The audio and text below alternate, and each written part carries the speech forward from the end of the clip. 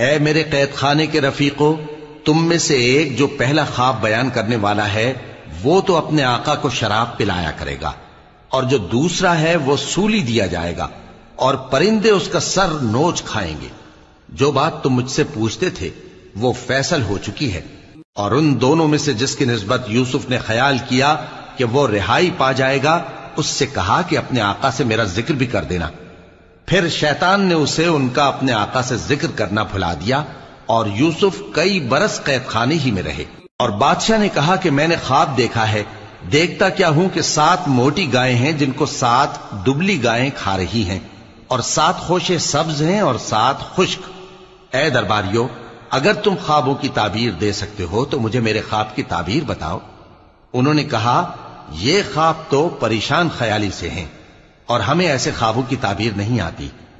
اور وہ شخص جو دونوں قیدیوں میں سے رہائی پا گیا تھا اور جسے مدت کے بعد وہ بات یاد آ گئی، بول اٹھا کہ میں آپ کو اس کی تعبیر لا بتاتا ہوں، مجھے قید خانے جانے کی اجازت دیجیے۔ غرض وہ یوسف کے پاس آیا اور کہنے لگا، یوسف، اے بڑے سچے یوسف، ہمیں اس خواب کی تعبیر بتائیے کہ 7 موٹی گایوں کو 7 دبلی گائیں کھا رہی ہیں، اور 7 خوشے سبز ہیں اور 7 سوکھے، تاکہ میں لوگوں کے پاس واپس جا کر تعبیر بتاؤں۔ عجب نہیں کہ وہ تمہاری قدر جانے۔ انہوں نے کہا کہ تم لوگ 7 سال متواتر کھیتی کرتے رہو گے، تو جو غلہ کاٹو تو تھوڑے سے غلے کے سوا جو کھانے میں آئے باقی کو خوشوں میں ہی رہنے دینا۔ پھر اس کے بعد خشک سالی کے 7 سخت سال آئیں گے کہ جو غلہ تم نے جمع کر رکھا ہوگا وہ سب کو کھا جائیں گے، صرف وہی تھوڑا سا رہ جائے گا جو تم احتیاط سے رکھ چھوڑو گے۔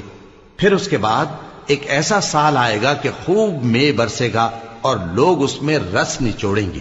اور یہ تعبیر سن کر بادشاہ نے حکم دیا کہ یوسف کو میرے پاس لے آؤ۔ سو جب قاصد ان کے پاس گیا تو انہوں نے کہا کہ اپنے آقا کے پاس واپس جاؤ اور اس سے پوچھو کہ ان عورتوں کا کیا حال ہے جنہوں نے اپنے ہاتھ کاٹ لیے تھے، بے شک میرا پروردگار ان کے فریب سے خوب واقف ہے۔ بادشاہ نے عورتوں سے پوچھا کہ تمہارا کیا قصہ تھا جب تم نے یوسف کو اپنی طرف مائل کرنا چاہا؟ سب بول اٹھیں کہ اللہ پاک ہے، ہم نے اس میں کوئی برائی معلوم نہیں کی۔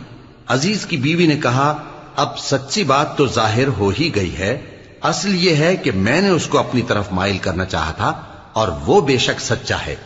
یوسف نے کہا کہ میں نے یہ بات اس لیے پوچھی ہے کہ عزیز کو یقین ہو جائے کہ میں نے اس کی پیٹھ پیچھے اس کی امانت میں خیانت نہیں کی، اور اللہ خیانت کرنے والوں کی چال کو چلنے نہیں دیتا، اور میں اپنے آپ کو پاک صاف نہیں کہتا، کیونکہ نفس امارہ انسان کو برائی ہی سکھاتا رہتا ہے، مگر یہ کہ میرا پروردگار رحم فرمائے۔ اور بادشاہ نے حکم دیا کہ اسے میرے پاس لاؤ، میں اسے اپنا مصاحب خاص بناؤں گا۔ پھر جب ان سے گفتگو کی تو کہا کہ آج سے تم ہمارے ہاں صاحب منزلت ہو اور صاحب اعتبار ہو۔ یوسف نے کہا، مجھے زرعی پیداوار پر مقرر کر دیجئے، کیونکہ میں حفاظت بھی کر سکتا ہوں اور اس کام سے واقف بھی ہوں۔ اس طرح ہم نے یوسف کو ملک مصر میں جگہ دی اور وہ اس ملک میں جہاں چاہتے تھے رہتے تھے۔ ہم اپنی رحمت جس پر چاہتے ہیں کرتے ہیں اور نیکوکاروں کے اجر کو ضائع نہیں کرتے، اور جو لوگ ایمان لائے اور ڈرتے رہے ان کے لیے آخرت کا اجر بہت بہتر ہے۔ اور یوسف کے بھائی کنعان سے مصر میں غلہ خریدنے کے لیے آئے تو یوسف کے پاس گئے، تو یوسف نے ان کو پہچان لیا اور وہ ان کو نہ پہچان سکے۔ اور جب یوسف نے ان کے لیے ان کا سامان تیار کر دیا تو کہا کہ پھر آنا تو جو باپ کی طرف سے تمہارا ایک اور بھائی ہے اسے بھی میرے پاس لیتے آنا۔